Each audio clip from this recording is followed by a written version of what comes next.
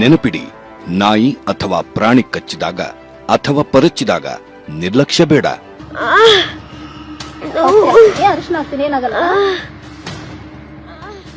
ನಿಲ್ಲಿ. ಇಂಥ ತಪ್ಪನ್ನು ಯಾವತ್ತೂ ಮಾಡಬೇಡಿ.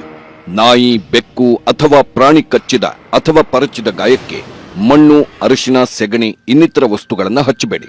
ಕಚ್ಚಿದ ಗಾಯಕ್ಕೆ ಬಟ್ಟೆಯನ್ನು ಕಟ್ಟಬೇಡಿ. ಮನೆಯ ಸಾಕು ಪ್ರಾಣಿಯೇ ಕಚ್ಚಿದ್ರೆ ಅಥವಾ ಪರಚಿದ್ರೂ ಕೂಡ ನಿರ್ಲಕ್ಷ್ಯ ಮಾಡಬೇಡಿ. ನಾಯಿ, ಬೆಕ್ಕು ಅಥವಾ ಯಾವುದೇ ಪ್ರಾಣಿಗಳು ಕಚ್ಚಿದ್ರೆ ಅಥವಾ ಉಗುರಿನಿಂದ ಪರಚಿದ್ರೆ ತಕ್ಷಣ ಗಾಯವನ್ನು ಹರಿವ ನೀರಿನಲ್ಲಿ 10 ರಿಂದ 15 ನಿಮಿಷಗಳ ಕಾಲ ಸೋಪು ಹಾಕಿ ತೊಳೆಯಿರಿ. ಕಚ್ಚಿದ ಗಾಯಕ್ಕೆ ಮನೆಯಲ್ಲಿ ಲಭ್ಯವಿರುವ ಸೋಂಕು ನಿವಾರಕ ಔಷಧಿಯನ್ನು ಹಚ್ಚಿ. ಸಾಕು ಪ್ರಾಣಿಯಂತ ಚಿಕಿತ್ಸೆಗೆ ಹಿಂದೇಟು ಹಾಕಬೇಡಿ.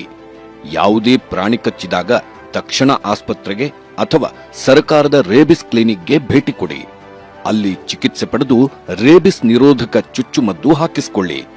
ಅಷ್ಟೇ ಅಲ್ಲ, ರೇಬಿಸ್ ಲಸಿಕೆಯನ್ನು ಕ್ರಮಬದ್ಧವಾಗಿ ಮತ್ತು ವೇಳಾಪಟ್ಟಿಯಂತೆ ಪಡೆಯಲು ಮರೆಯಬೇಡಿ.